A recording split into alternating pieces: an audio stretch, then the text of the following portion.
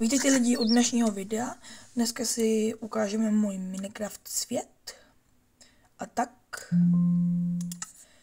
A už tady jako tak celkem skvěle udělal. A prosím vás, nemyslete si, že tady v této hře cheatuji, že mám tady tuhle sekiru, opravdu, věřte mi, já nečítuji, prostě už tu hru hraj. Sice jsem si ten svět vytvořil před 2 dnami, ale už jsem to tady hodně prozkoumal. A proč se mi tady valí torčka? Aha, protože já jsem tady vlastně minule vytěžil tam tu blbost.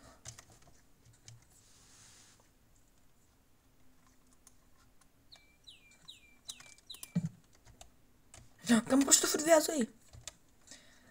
Ale to prostě neřešte, jak jsem získal 2 pickaxy, to fakt neřešte, to prostě věřte mi, já nečítuj, prostě jsem tady toto jen získal, no.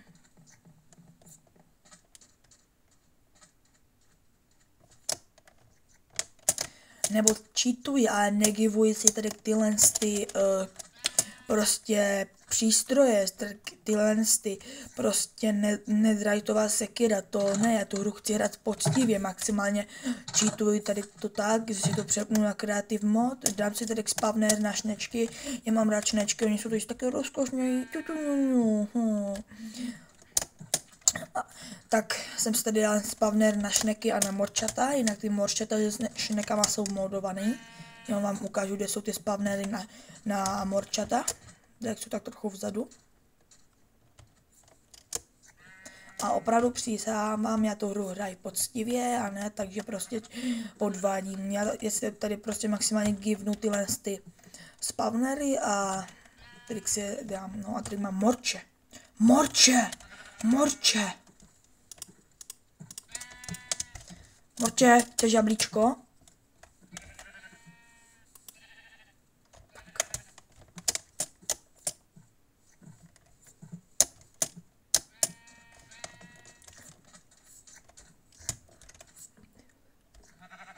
Aha, vlastně, já jsem ten bambus nechtěl zničil minule.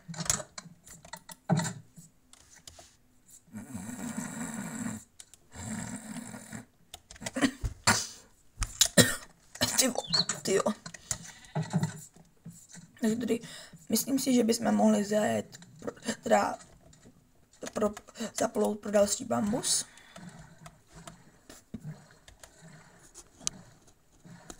A mohli bychom i zároveň něco natěžit.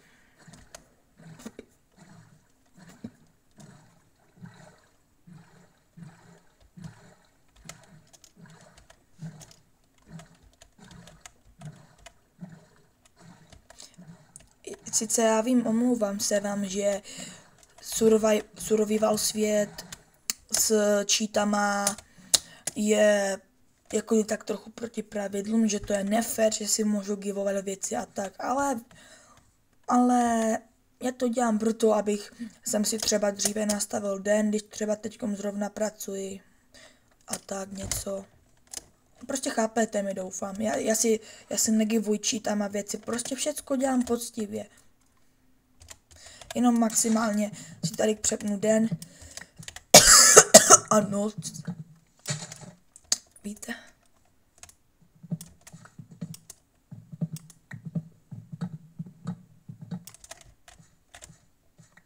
Ale celkem Minecraft mě baví. Ale mě baví teď natáčet na YouTube tohle prostě z Minecraftu, takže možná, když dneska vyjdou 2 části, no.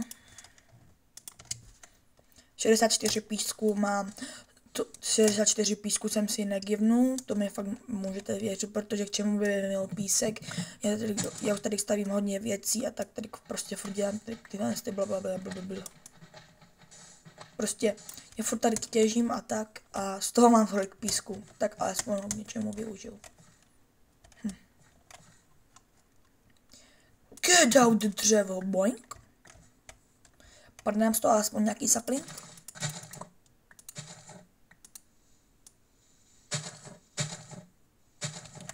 A počkáme si, až to opadá. What? Tady je bug, kámo. Ten bambus se probugoval do toho stromu. On tady provrtal džuznu. Brr.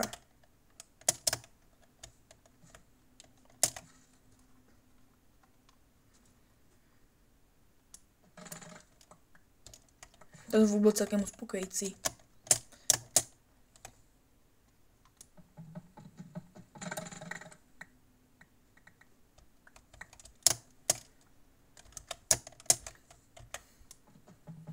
Bude tu aj někde nějaká panda?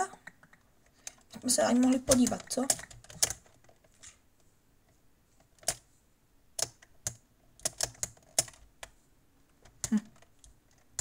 Tak asi není. Tak já zatím budu hledat nějaké pandy a tak, no. Takže mi dejte, prosím vás, chvilku.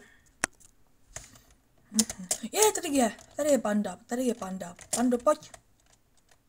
Mám bambus, pojď. Kamu. Pomalejší zvíře v Minecraftu jsem ještě nikdy nezažil. Pojď, slimáku.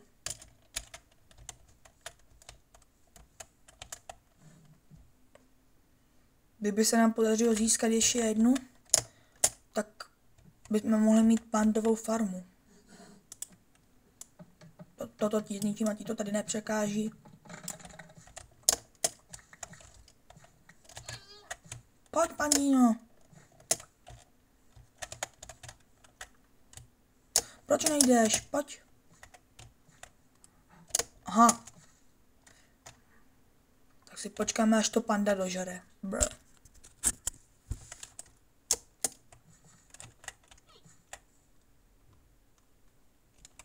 Tak si vezmeme vodítko. Pojďme. Bro, oni nejdu na vodítko. Tak se mi konečně podařilo dostat do tam toho loďky. Do tam ty loďky, no.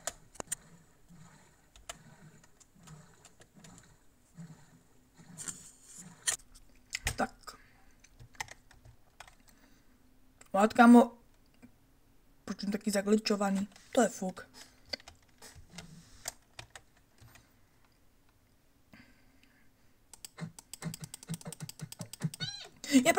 Promiň, Pando, nějaký ty máš bambus. Ale teď jsem se to asi zničil, no, tak to jsem neměl dělat, I'm so stupid, bro. To nevadí, zatímco tady panda dělá blbosti, tady vysadíme stromečky.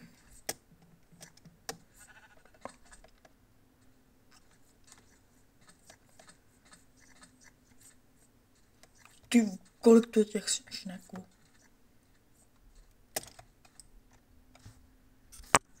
Třeba tady k počmelou, víte, mu morčetí, tady zasadíme stromeček a k mojí ovci.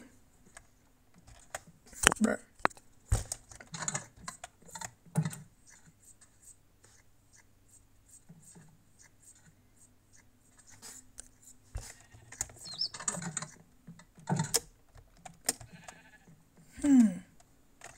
Napište do komentářů, co bych měl v příštím díle zase udělat.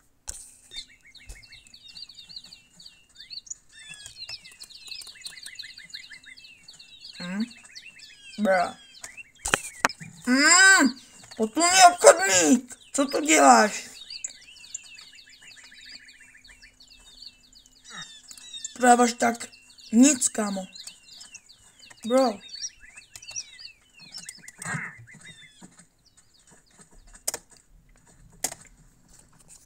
Po 100 letech se mi ho tady podařilo dostat, to ptáka zpěvák. To dělá.